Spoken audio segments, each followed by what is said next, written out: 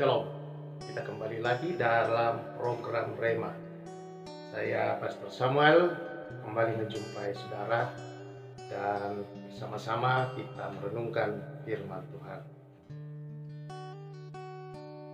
Kali ini firman Tuhan kita renungkan ada di dalam Kejadian pasal yang ke-26, yaitu mengenai Ishak di negeri orang Filistin. Dikisahkan bahwa dalam perjalanan Ishak terjadi juga kelaparan. Jadi krisis seperti ini saudara, hal yang lumrah terjadi pada masa Abraham, pada masa Ishak anaknya Abraham, ketika mereka memasuki daerah atau tanah perjanjian yang dijanjikan oleh Tuhan, tetapi masih juga terjadi krisis saudara-saudara. Perjalanan itu ketika mereka menghadapi krisis, Abraham biasa datang ke tempat-tempat lain atau bangsa-bangsa lain dan berada di sana untuk beberapa saat, saudara, yang kita baca dalam perjalanan Abraham. Hal yang sama juga dilakukan ternyata oleh Ishak. Dia berada di Gerar dan saudara itu adalah di daerah Filistin, dan ketika dia berada di sana ketika masa terjadi kelaparan itu, terjadilah satu hal yang rupanya saudara-saudara adalah hal yang tidak baik yang diturunkan dari Abraham. Kalau saudara mengingat Abraham dalam pasal yang ke-20, bahwa dikatakan di sana dimanapun tempat dia datang atau bangsa-bangsa di mana dia datangi, saudara-saudara, ketika terjadi krisis, dia mengungsi di bangsa manapun dia datang, dia minta kepada Sarah istrinya supaya mengaku sebagai saudara, karena pikiran dia bahwa bangsa-bangsa itu bangsa yang tidak mengenal Tuhan, jangan-jangan nanti dia dibunuh. Ada istilah saudara-saudara, like father, like son, bahwa sebagaimana Bapa, demikian juga anak. Hal yang sama dilakukan oleh Ishak. Tuhan berkata, jangan pergi kemana-mana, tetap tinggal di situ, jangan ke Mesir, tetap tinggal di tempat, dan aku akan memberkati engkau. Sama seperti yang sudah saya janjikan kepada Abraham, ayahmu itu. Akulah Allah ayahmu Abraham, dan aku akan memberkati engkau persis seperti yang sudah kukatakan. Karena apa? Dia katakan, firman Tuhan berkata demikian, aku akan membuat banyak keturunanmu seperti bintang di langit, akan memberikan kepada keturunanmu seluruh negeri ini, dan oleh keturunanmu semua bangsa di bumi mendapat berkat. Karena Abraham telah mendengarkan firmanku dan memelihara kewajibannya kepadaku, yaitu segala perintah, ketetapan, dan hukumku. Akibat daripada ketaatan Abraham kepada perjanjian Allah terhadap hidupnya, mengikuti akan perintah-perintah dan jalan di dalam hukum-hukum Allah, karena perjanjian itu saudara-saudara, maka Allah saudara-saudara menurunkan dan janji itu kepada Ishak, bahwa apa yang sudah dijanjikan karena ketaatan Abraham, maka dia diberkati persis demikian. Dan Tuhan berjanji juga kemudian bahwa keturunannya akan banyak, dan kemudian saudara-saudara akan menjadi berkat bagi bangsa-bangsa. Tidak berubah dalam perjanjiannya saudara-saudara, dan itu mulai digenapi, bahwa di tempat yang di mana Ishak sedang berada, dia menabur, dan dikatakan Tuhan memberkati 100 kali lipat. Dia semakin kaya, kian kaya, dan menjadi sangat kaya justru di tengah krisis saudara-saudara. Dia menabur dan dia diberkati. Dia menabur dan Tuhan membuat taburannya itu berlimpah-limpah. Inilah perbedaan Alkitab dengan ekonomi dunia, saudara. Kalau kita membaca bahwa di dalam Alkitab 5 roti 2 ikan memberi banyak makan orang 5.000 orang,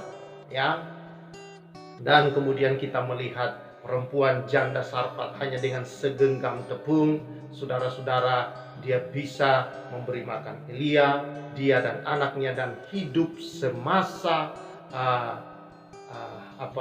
semasa kelaparan atau masa kekeringan dan kelaparan yang begitu panjang 3,5 tahun.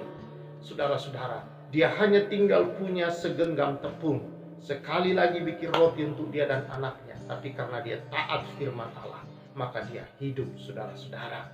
Dia memberikan itu dan dia diberkati dan hidup sampai masa kelaparan kekeringan selesai. Demikian juga dengan ini, bahwa ekonomi Tuhan berbeda, saudara. Lalu kemudian saudara-saudara, bahwa Allah memberkati Ishak secara luar biasa ketika menabur. Jadi saudara, ekonomi dunia itu adalah bahwa kalau bisa pengeluaran sedikit dan pemasukan banyak. Tidak demikian dengan ekonomi Allah. Kita perhatikan saudara, bahwa dia banyak berkemurahan, banyak menaburkan, saudara-saudara. Maka yang terjadi kelimpahan, bahkan kian kaya dan menjadi sangat kaya. Karena saudara-saudara, semua itu tergantung daripada berkat Allah.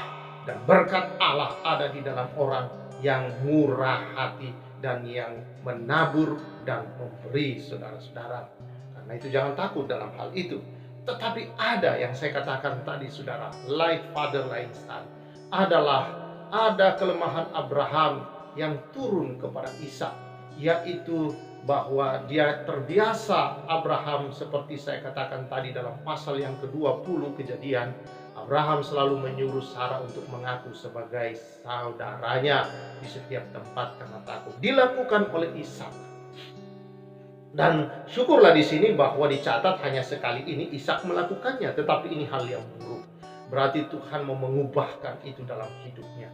Saudara yang saya kasihi di dalam Tuhan Yesus Kristus, kalau saya juga memperingatkan kepada para orang tua bahwa kebiasaan-kebiasaan buruk yang terus kita lakukan itu, tidak peduli engkau ayah, engkau ibu, akan ditiru oleh sang anak. Karena anak suka meniru. Kalau engkau suka bohong, engkau terlalu marah, engkau terlalu suka mengamuk, jangan engkau menyalahkan anakmu kalau anakmu kelak seperti demikian. Karena anak meniru, saudara-saudara. Namun saudara-saudara, di dalam Kristus tidak ada yang tidak bisa diubahkan. Dalam kasih karunia ada Roh Kudus yang turun atas kita. Roh Kudus memampukan kita untuk, saudara, hidup lahir baru, tidak lagi dalam sifat-sifat karakter-karakter atau watak yang buruk, saudara-saudara. Itu perlu kita tinggalkan. Ada ibu-ibu yang suka ngegosip, ada ibu-ibu yang suka kerjanya ngomong sana sini, ada ibu-ibu yang baperan, ada ibu-ibu, saudara-saudara, yang yang suka kepoan, saudara-saudara. Nah, yang begini-begini, ayo, yang seperti ini. Atau bapak-bapak yang kebiasaan buruk, suka main pukul, suka marah, saudara-saudara, kerjanya marah dan sebagainya. Hal-hal yang buruk, yang suka berbohong, ya, antara suami dan istri sering bertengkar, hal yang sama. Hal-hal buruk, kebiasaan ini yang justru tertanam biasa di dalam diri sang anak. Tetapi saudara-saudara, kalau engkau di dalam Kristus, tidak ada yang tidak bisa diubahkan. Engkau memiliki Roh Tuhan di dalam dirimu. Juga anak-anak, saya mau katakan kepada anak-anak, hormati orang tuamu, kasihi orang tuamu. Kalau engkau fokus kepada hal yang buruk, maka engkau akan rusak dalam hidup.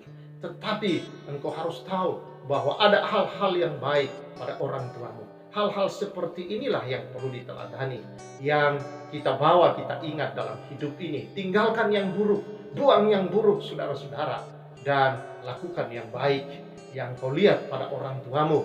Misalkan orang tuamu memiliki sifat yang murah hati, walaupun mungkin dia punya sifat yang buruk yang lain, perhatikan yang baik dan doakan, bersyukur kepada Tuhan. Dan tidak ada yang tidak bisa diubahkan. Karakter-karakter atau watak-watak yang buruk, engkau datang kepada Tuhan dan datang kepada Roh Kudus, biar Roh Kudus bekerja dalam hidup ini dan semua bisa diubahkan.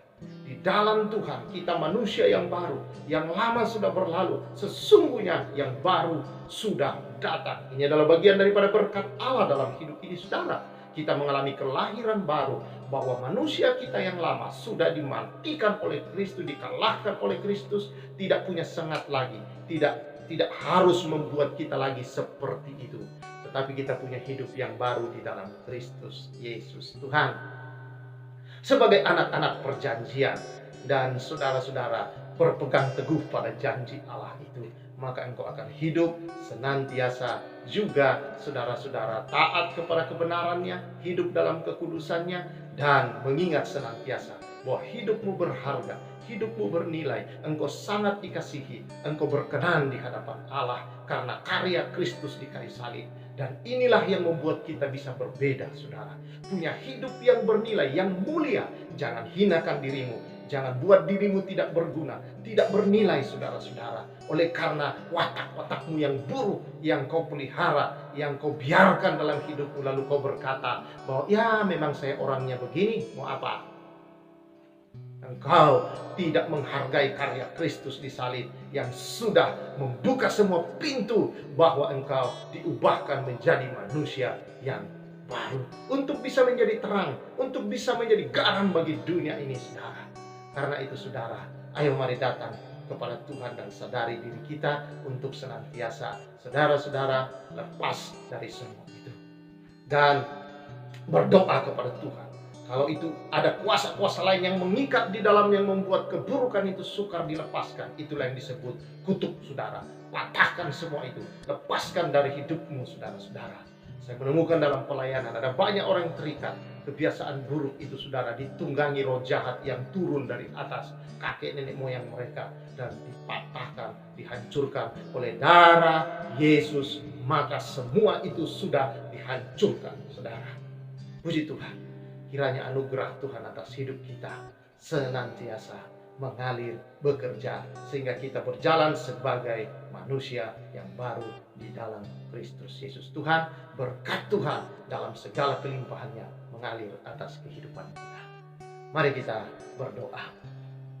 Aku berdoa, Tuhan, biar darah Yesus mematahkan kutuk-kutuk, ikatan-ikatan yang membuat watak-watak yang buruk itu, Tuhan, diturunkan kepada anak-anak, atau ada orang tua yang terikat, ya Tuhan, oleh kuasa-kuasa yang turun dari kutuk-kutuk watak yang buruk ini. Darah Yesus hancurkan, darah Yesus lepaskan, darah Yesus bebaskan, darah Yesus, Tuhan, yang menghancurkan, melepaskan, memutuskan dari kehidupannya.